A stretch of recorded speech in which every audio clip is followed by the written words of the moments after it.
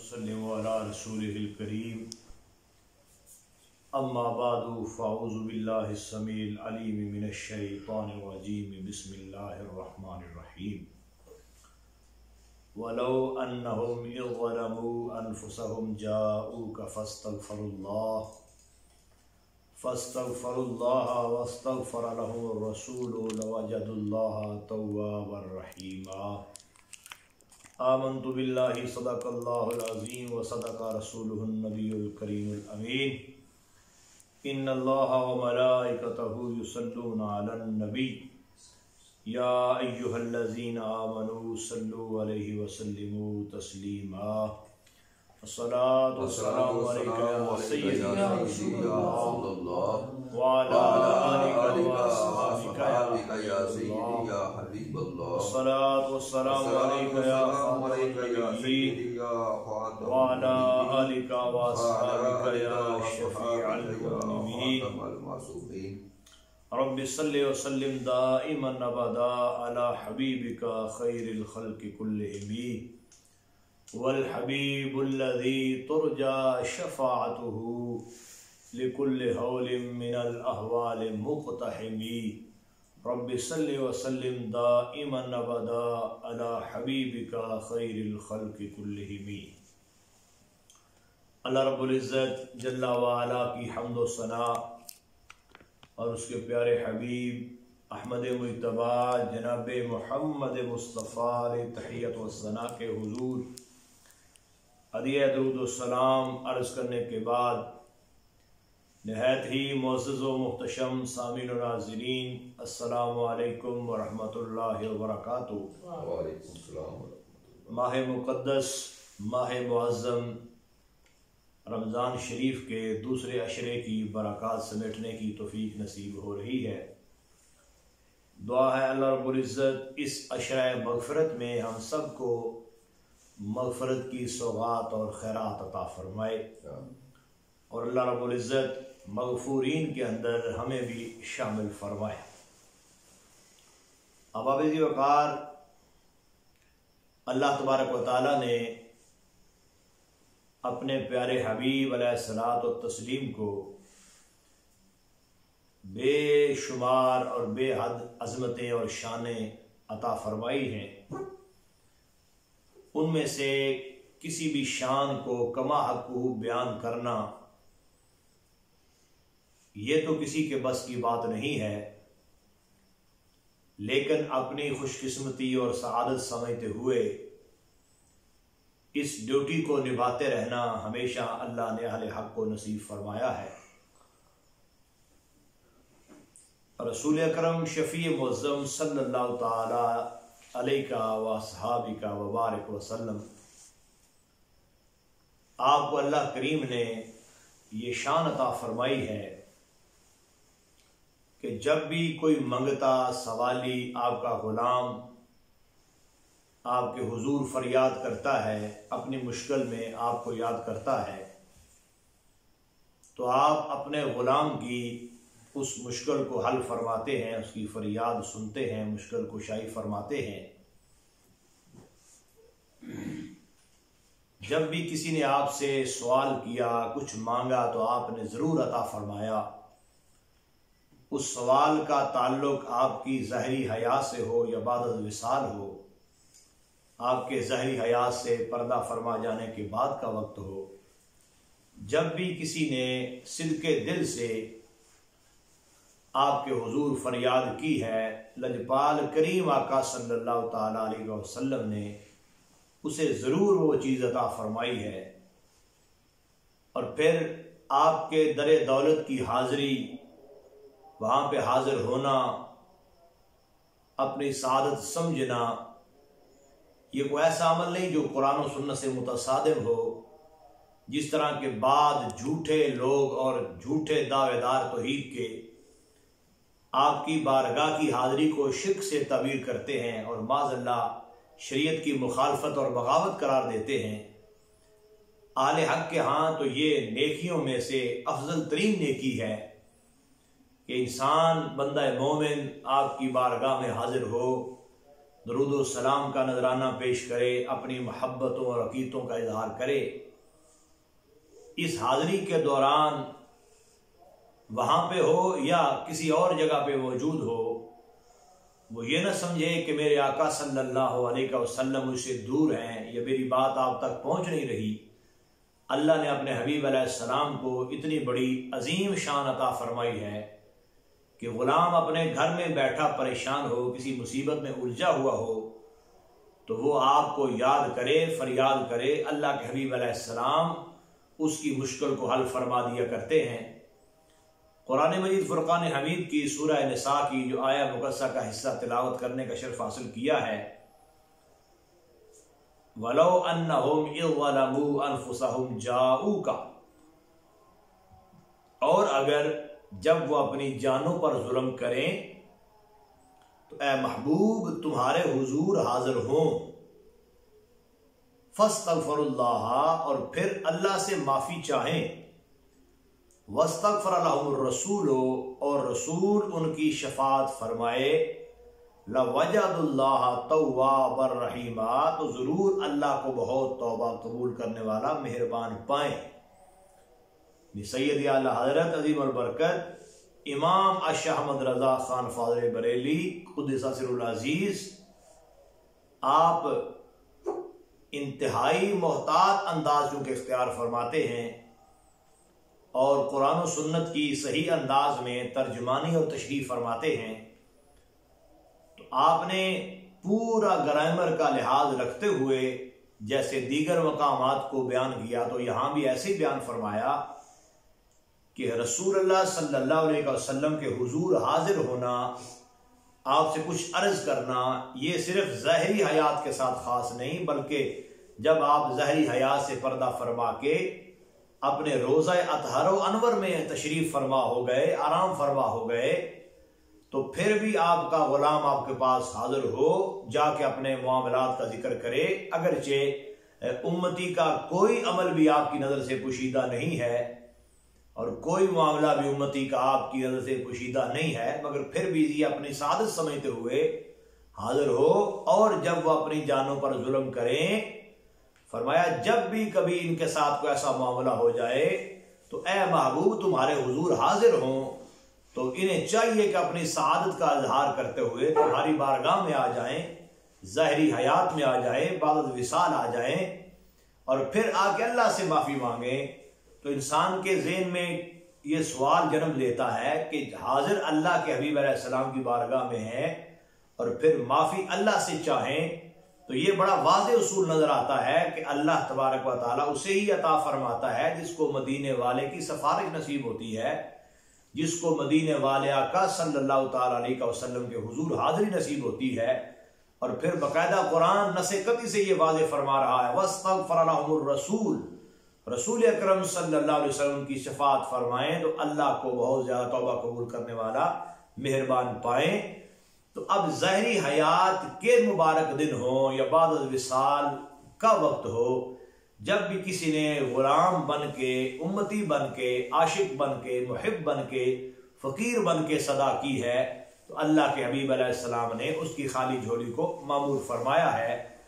तो बिल्कुल खुसूस ये जो मकाम है, इस मकाम पर बहुत सारे मुफस्सिरीन किराम ने इसको जिक्र किया है और चूँकि जो मुनकरीन हैं, मुआनिदीन हैं, दयाबना है, वहाबिया है, वो ज़्यादा ये शोर करते हैं कि ज़ाहिरी हयात का मामला तो समझ आता है कि सहाबा हाजिर होते रहे, अपनी मुश्किलें हल करवाते रहे, चीज़ें मांगते रहे, सरकार अता फरमाते रहे, लेकिन बाद अज़ विसाल का मामला तो माज़अल्लाह उनके नज़दीक ये बड़े मुश्किल हो जाता है, क्योंकि वो ऐसे बदबख्त हैं, हर चीज़ को अपनी ज़ात पे क़यास करके समझने की कोशिश करते हैं और बदबख्ती की इंतहा है कि हर चीज़ अपनी ज़ात पे ला के फिट करके फिर समझने की कोशिश करते हैं।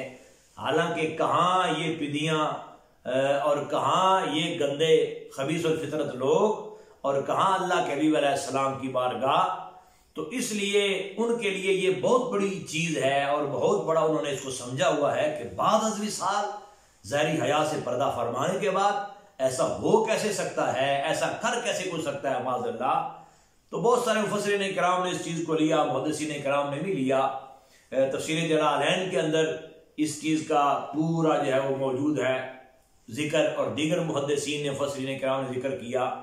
तो हमारे जो बुजुर्ग हैं उनमें से हुजूर सैयदी नईमुद्दीन मुरादाबादी रहमतुल्लाह अलैह ने भी चूँकि इसी तरफ इशारा किया, तो आप फरमाते हैं इससे मालूम हुआ कि बारगाह इलाही में रसूलुल्लाह सल्लल्लाहु अलैहि वसल्लम का वसीला और आपकी शफाअत कारबरारी का जरिया है।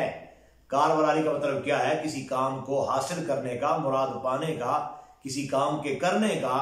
आप फरमाते हैं इस आयत से ये वाज़े हुआ कि अल्लाह के रसूल सल्लल्लाहु अलैहि वसल्लम जो हैं उनका बारगाह इलाही में वसीला और आपकी शफाअत कारबरारी का जरिया है।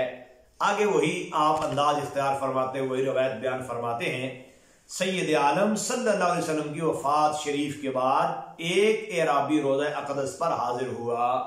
यानी ये जो हमारे मुहद्दिसीन इकराम ने जिक्र किया हुआ है, तफसीर मदारिक में, दीगर में जिक्र किया उन्होंने, शवाहिदुल हक में भी मौजूद है कि मौला अली शेर खुदा रज़ी अल्लाह तआला अन्हु बाकायदा उस वक़्त वहाँ मौजूद हैं जब ये सवाली आता है, इराबी आता है, देहाती आता है। सरकार विसाल फरमा गए ज़हरी हयात से पर्दा फरमा के आप अपने मज़ार शरीफ में आराम फरमा है।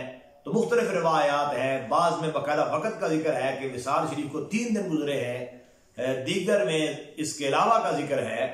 तो इराबी रोज़ा रसूल सल्लल्लाहु अलैहि वसल्लम पर रोज़ा अक़दस पर हाजिर हुआ और रोज़ा शरीफ की खाक पाक अपने सर पर डाली और अर्ज करने लगा, या रसूलुल्लाह, जो आपने फरमाया हमने सुना और जो आप पर नाजिल हुआ उसमें ये आयत भी है, वलो अन्नहुम ज़लमू, यानी उस साइल ने इस आयत का हवाला भी जिक्र किया।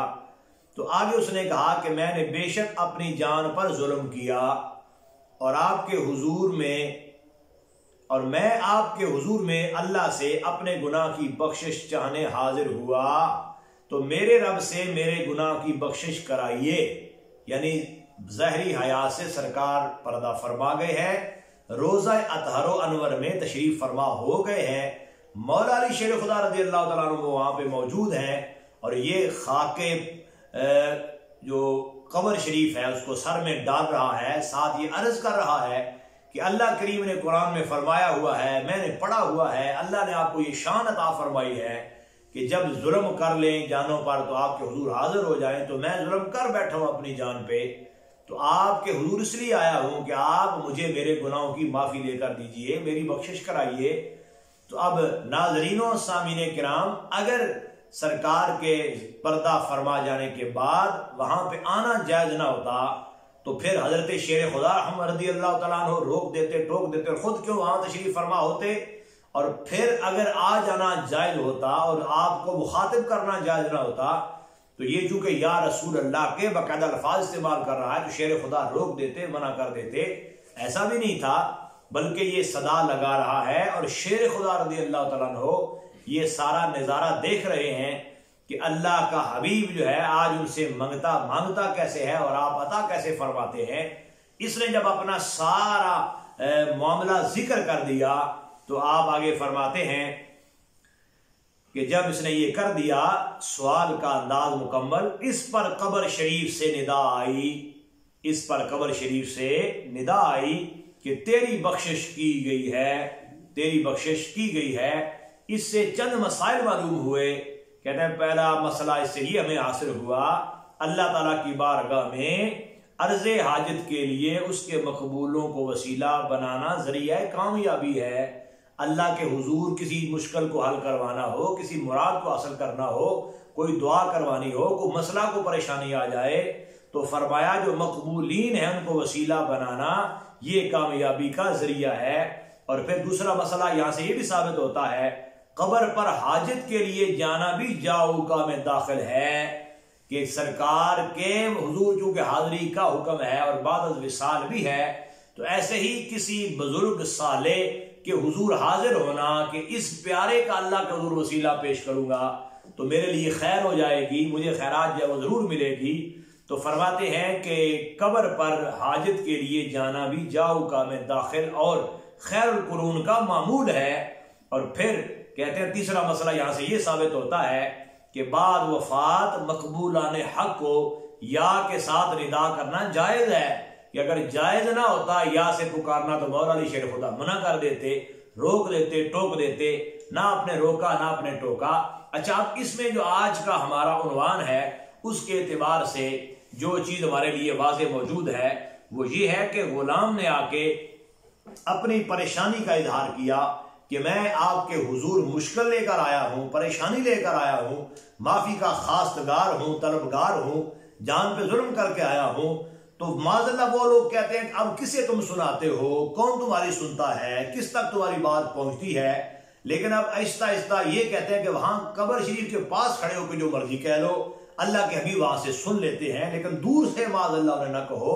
तो हम कहते हैं अल्लाह करीम ने हमारे आका सल्लल्लाहु अलैहि वसल्लम को ये शान अता फरमाई हुई है कि आप कब्र शरीफ के अंदर आराम फरमा हैं। आशिक वहां पास जाके सदा लगाए तो फिर भी उसे अपनी मुराद नसीब होती है, और अगर कहीं दूर बैठा हो तो फिर भी उसे उसकी मुराद जो है वो नसीब होती है। अब यहाँ पे मजीद जिक्र करते हुए मैं हजरत इमाम हसन बसरी रहमहुल्लाह ताला कुद्दसिल अजीज का बयान किया हुआ जो है वो यहाँ पे ये जिक्र कर देना चाहता हूँ आपसे। ये मरवी है, आप फरमाते हैं कि हातम असम जो है वो कब्र शरीफ पर हाजिर हुए, यानी रसूल अल्लाह सल्लल्लाहु अलैहि वसल्लम के रोज़ा पाक पर हाजिर हुए।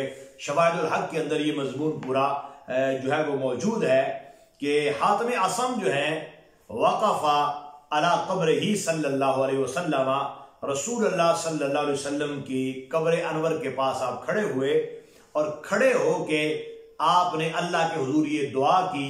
बड़ा प्यारा अंदाज है दुआ का, या रब्बे इन्ना ज़ुरना कब्र नबी का सल्लल्लाहु अलैहि वसल्लम, अल्लाह हमने तेरे नबी अलैहिस्सलाम की कब्र की ज़ियारत की।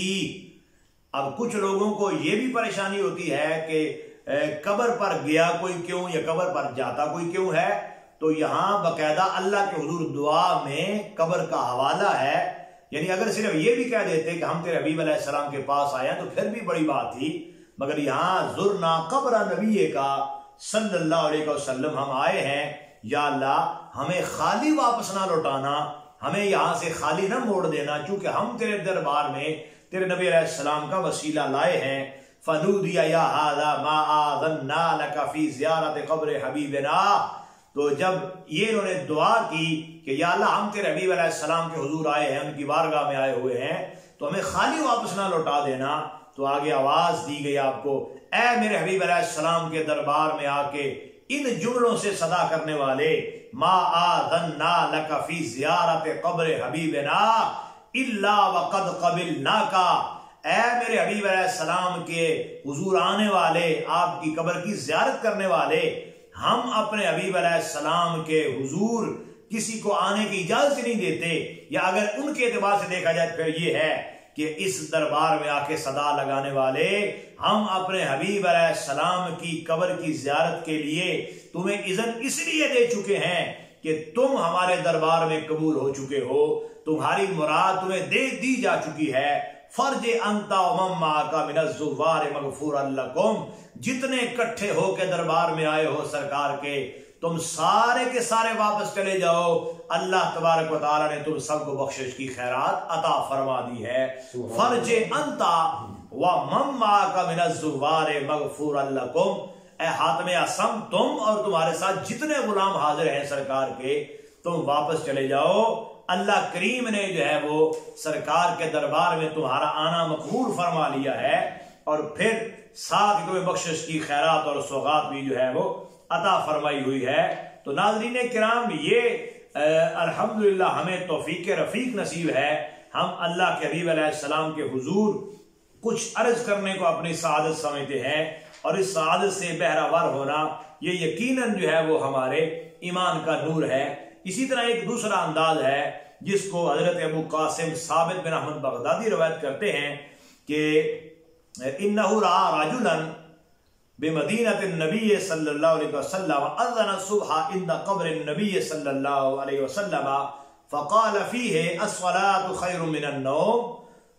एक बंदे को देखा इन्होंने जो हजरत अबू कासिम साबित बिन अहमद बगदादी हैं, मदीना शरीफ में देखा सरकार के रोज़ा अतर के पास मस्जिद नबवी शरीफ में वो बंदा अज़ान दे रहा था, और अजान देते हुए उसने, चूंकि अजान में जो कलिमात हैं वो कहे अस्सलातु खैरुम मिनन नौम, तो मस्जिद के खादिमों में से खादिम ने आके लतमहु फजा खादिमुन, खादिम आया, उसने आके आपको तमाचा मार दिया कि तुम अल्लाह के नबी अलैहिस्सलाम को ये कहते हो अस्सलातु खैरुम मिनन नौम, तुम कौन होते हो ये बात करने वाले, और तुम्हें क्या जरूरत है कि तुम सरकार को ये कह रहे हो कि नमाज नींद से बेहतर है।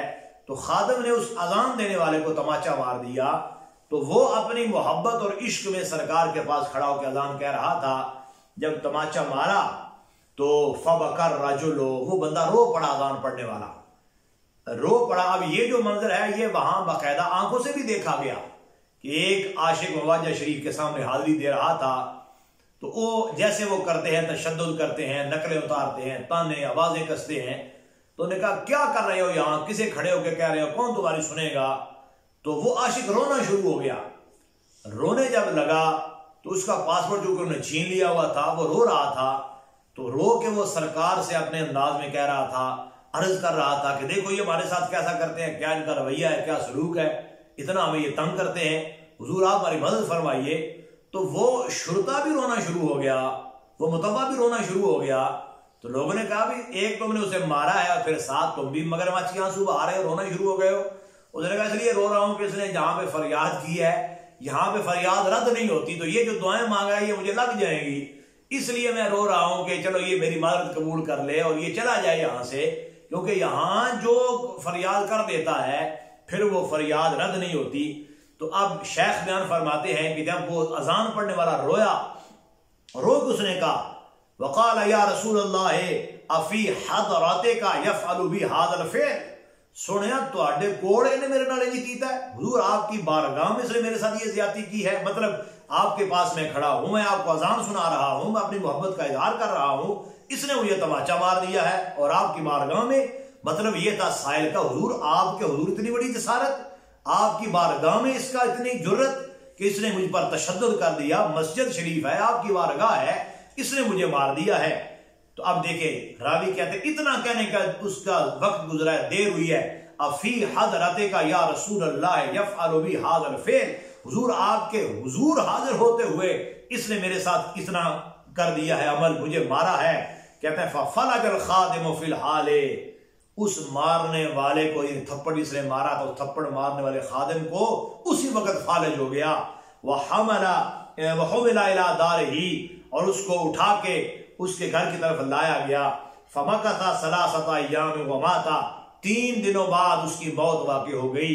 तो उलमा ने यहां तक लिखा कि गुलाम पर चूंकि ज्यादती हुई थी, वो अपने हबीब अलैहिस्सलाम के हुजूर हाजिर था, मोहब्बतों का इजहार कर रहा था, तो तभी तो हमारे इमाम ने फरमाया फरियाद उम्मती जो करे हाले जार में, मुमकिन नहीं कि खैरुल बशर को खबर ना हो। यानी ये तो खड़ा ही बिल्कुल करीब है, पास है। हाल हमारे यहाँ तो ये भी मौजूद है कि इमाम बुसरी रहमतुल्लाह अलैह इतना दूर हो और फिर भी कसीदा बुरदा शरीफ के अंदर अपनी मोहब्बत का इजहार फरमाएं, तो यकीनन लजपाल आका सल्लल्लाहु ताला अलैहि वसल्लम मुश्किलें हल फरमा देते हैं। तो इसलिए अहले हक को अपनी सादत पर कायम रहना चाहिए। जलने वाले जलते रहते हैं, कुड़ने वाले कुड़ते रहते हैं, उनकी परेशानी में मजीद इजाफा होता है। जब कोई गुलाम अपनी मौज में, अपनी इश्क की मस्ती में ये सदा लगाता है, तो ये वो जानता है या उसका इश्क जानता है या उसके आका करीम इस मोहब्बत से आगाह है या रब्बुल आलमीन की जात आगाह है कि किस दर्द से वो अपने आका अलैहिस्सलाम को याद करता है और किस खरूज से वो आवाज दे रहा होता है। किसी को क्या खबर है कि इश्क के सरूर और कैफ के अंदाज कैसे हैं, या किसी को क्या पता है कि बारगाह मुस्तफ़ा सल्लल्लाहु अलैहि वसल्लम में मंगतों को नवाजा कैसे जाता है, दिया कैसे जाता है, अता कैसे किया जाता है। बल्कि वो खूबसूरत जो है वो शेर मेरे ज़हन में आ गया। हजरत आला रहमतुल्लाह अलैह के तो बड़े अंदाज है इसके अंदर, लेकिन आपके अलावा भी सरकार के गुलामों ने जिक्र किया है। सईद आला तो यहां तक फरमाते हैं ना कि सरकार से मांगेंगे मांगे ही जाएंगे, सरकार में ना ला है ना हाजत अगर की है। फरमाया ये वो दरबार है जहां पे ला का तो सवाल ही नहीं है, कि जो भी मांगने वाला आया है सरकार ने इनकार नहीं किया, ना नहीं की, अता फरमाया है। तो आजम चिश्ती रहमतुल्लाह अलैह भी ये अपने इश्क का इजहार यूं कर गए, फरमाया मिलता नहीं क्या क्या दो जहां को तेरे दर से, एक लफ्ज नहीं है जो तेरे लब पे नहीं है। यानी जो भी चीज है आपके दरबार से मिलती है, मगर एक शय है जो नहीं मिलती। वो क्या है कि किसी आने वाले को इनकार नहीं मिलता, किसी आने वाले को ना नहीं मिलती। किसी को यह नहीं कहा जाता कि चल तूने सवाल बहुत बड़ा कर दिया है, छोटा मोटा करता तो मैं तुम्हें दे देता। नहीं नहीं, अल्लाह करीम ने अपने नबी अलैहिस्सलाम को ये शान अता फरमाई है। तभी तो हमारे इमाम सैयद आला हज़रत रहमतुल्लाह अलैह जो है वो इस मोहब्बत का इजहार फरमाते हैं। और मुझे ये भी बात ज़हन में आ गई, शेर अहले सुन्नत हज़रत मौलाना मोहम्मद इनायतुल्लाह कादरी रहमतुल्लाह अलैह सांगलाहिल वाले आप अक्सर ये नात पढ़ा करते थे, सबसे औला वाला हमारा नबी, सबसे बाला वाला हमारा नबी। तो किसी ने कहा हजरत आपको एक ही नात आती है, जब देखते हैं आप यही पढ़ते हैं और कोई नात आप नहीं पढ़ते।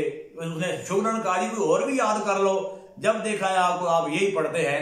तो आपने कहा कि तुम्हें क्या खबर है कि मैं इसलिए इसको पढ़ता हूं कि ये नात मैंने इतनी मोहब्बत से पढ़ी कि मेरे आका करीम ने मुझे मोहब्बत से नवाज के फरमाया इसको बार बार पढ़ा करो, हमें तुम्हारी ये नात पढ़ने का अंदाज बड़ा पसंद है। तो इसलिए अल्लाह करे हमें भी इश्क की वो खैरात नसीब हो जाए, वो सौगात नसीब हो जाए, ये हाजिरी का अंदाज नसीब हो जाए कि हमारे लबों से जुमले जुदा हो और उस बारगाह में मकबूल हो जाएं।